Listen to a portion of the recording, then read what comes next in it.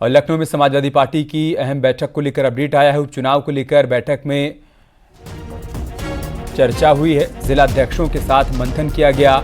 अखिलेश यादव ने तैयारियों पर बैठक की है। उपचुनाव के लिए तैयार रहें, अवधेश प्रसाद की तरफ से बात कही गई है। बड़ी खबर हम आपके साथ साझा कर रहे हैं। लखनऊ में समाजवादी पार्टी की अहम बैठक हुई। उपचुनाव को लेकर इस बैठक में चर्चा की गई। जिला अध्यक्षों के साथ मंथन हुआ। अखिलेश यादव ने तैयारियों पर बैठक की है। उपचुनाव के लिए तैयार रहना होगा, ये कहना है अवधेश प्रसाद का, जो कि फैजाबाद सीट से सांसद निर्वाचित हुए। समाजवादी पार्टी तो हमेशा तैयार है, हमेशा each and every movement we are ready to face and to contest. Akhilesh Yadav तरफ से आपको क्या निर्देश दिए गए? वो निर्देश हम लोग पार्टी के कार्यकर्ता हैं और पार्टी की नीतियों के प्रति, पार्टी के कार्यक्रमों के तहत हमेशा सतत और सजग रहते हैं, काम करते रहते हैं।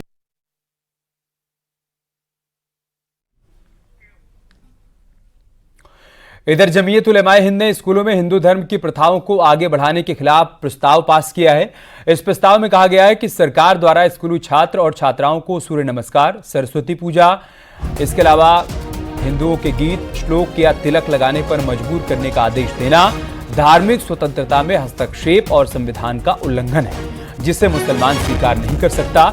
देश का संविधान यहां रहने वाले लोगों को अपनी अपनी धार्मिक आस्था और प्रथाओं का पालन करने की खुली अनुमति देता है। हुकूमत की तरफ से स्कूली तलबा व तालिबात को सूर्य नमस्कार, सरस्वती पूजा, हिंदवाना गीत, श्लोकों या तिलक लगाने वगैरह वगैरह पर मजबूर करने के अहकामात देना मजहबी आज़ादी में मुदाखलत और सेकुलर दस्तूर की खिलाफ वर्जी है, जिसे मुसलमान बल्कि कोई भी मुनसिब मिजाज हिंदुस्तानी कबूल नहीं कर सकता।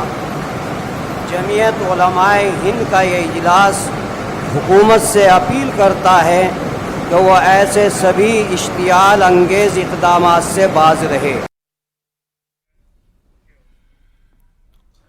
जमीयत उलेमाए हिंद के प्रस्ताव पर बीजेपी के राष्ट्रीय महामंत्री दुष्यंत गौतम ने प्रतिक्रिया देते हुए कहा कि आरोप गलत हैं, ये अलगाववाद है, ये लोग सिर्फ एजेंडा चलाना चाहते हैं।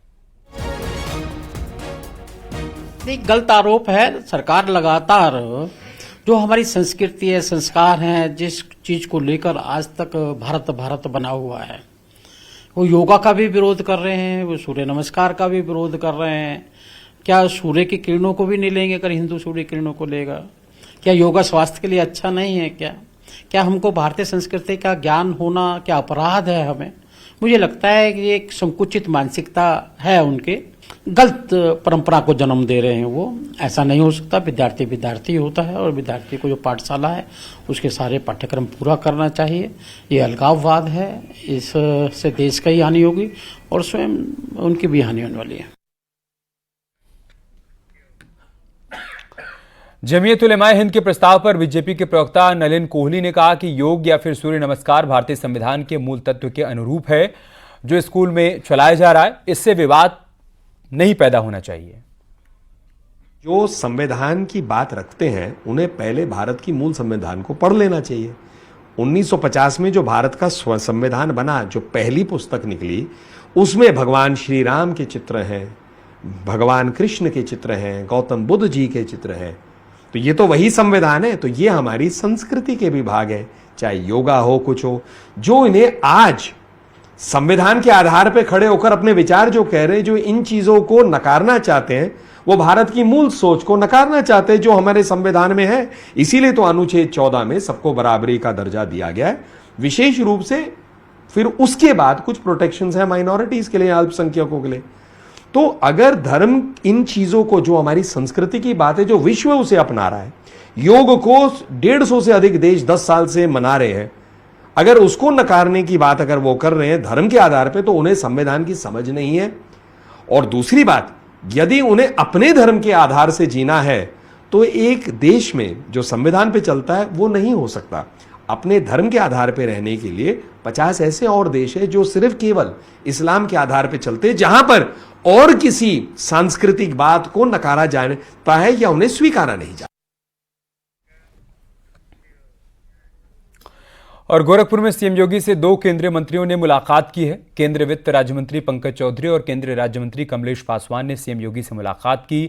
मुलाकात की तस्वीरें हम आपके साथ साझा कर रहे हैं। पंकज चौधरी जो एक बार फिर से केंद्र में मंत्री बने हैं, उन्होंने मुलाकात की है। सीएम योगी आदित्यनाथ से गोरखपुर में मुलाकात हुई है गोरक्षपीठ में। दूसरी तरफ कमलेश पासवान ने भी सीएम योगी से मुलाकात कर उनसे बातचीत की है।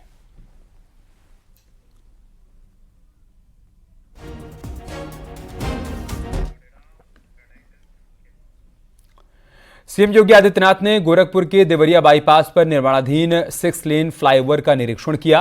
मुख्यमंत्री ने काम को समय से पूरा करने का निर्देश भी दिया। इसके बाद सीएम योगी ने सड़क किनारे बन रहे नाले का भी निरीक्षण किया। इस मौके पर सीएम ने साफ किया कि जल निकासी की व्यवस्था दुरुस्त होनी चाहिए। इससे पहले मुख्यमंत्री योगी आदित्यनाथ ने संभावित बाढ़ को देखते हुए निरीक्षण किया।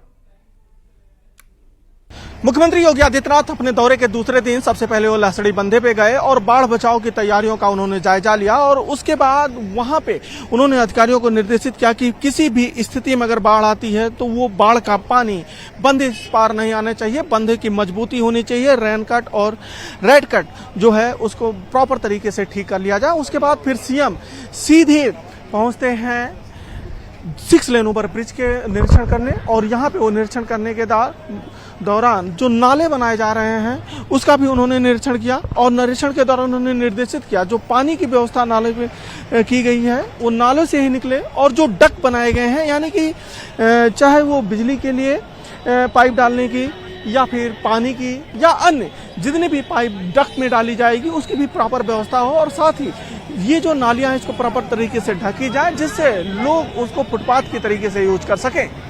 अखिलेश पांडे के साथ रामगोपाल द्विवेदी, न्यूज 18 गोरखपुर। बीजेपी के राष्ट्रीय महामंत्री संगठन बीएल संतोष आज 2 दिवसीय लखनऊ दौरे पर पहुंचेंगे। बीएल संतोष बीजेपी के नेताओं पदाधिकारियों के साथ बैठक करेंगे। आज शाम करीब 4 बजे क्षेत्रीय अध्यक्षों और प्रभारियों के साथ बैठक होगी। कल बीएल संतोष कोर कमेटी के साथ बैठक करेंगे और लोकसभा चुनाव में बीजेपी के उम्मीद के मुताबिक प्रदर्शन नहीं करने की समीक्षा करेंगे। साथ ही यूपी में 10 सीटों पर होने वाले विधानसभा उपचुनाव में बीजेपी की जीत को लेकर रणनीति भी तैयार करेंगे।